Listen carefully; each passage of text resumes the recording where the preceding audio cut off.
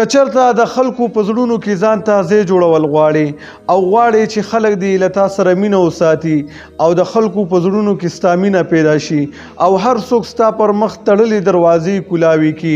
او ستا راتلو ته خوشحاله شي، نو د هغه شخصیت په دې خبره باندې عمل وکړه چې تر قیامته یې پورې د خلکو په زړونو کې ځان ته ځای جوړ کړي، انشاءالله خلک به هم له تا سره مینه وکړي.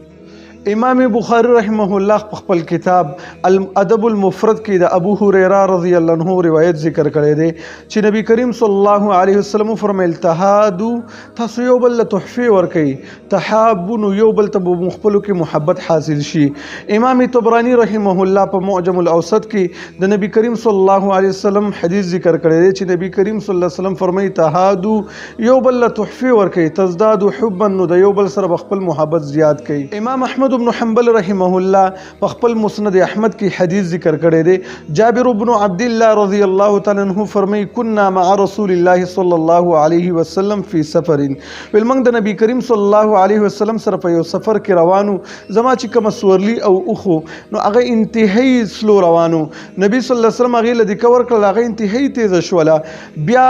نبی کریم صلی الله علیه وسلم ماته فرمایل چې ای جابر دا اوخ نه خرڅه، ول ما په نبی صلی الله علیه وسلم باندې دا اوخ خرڅ کړلو، خدا مې ورسره شرط لګولو چې مدینه ته لاړ شم نو اله به در کومه. نبی کریم صلی الله علیه وسلم چې کله مدینه ته راغلو او زم کور ته ورسېدم، اوخ مې بوتلو، نبی صلی الله علیه وسلم لمې ورکړلو، نبی صلی الله علیه وسلم مالا پیسې راکړلې، خو چې زه لږ مخکې لاړم نبی صلی الله علیه وسلم ماته اوخ هم واپس په تحفه کې راکړلو. ویل ما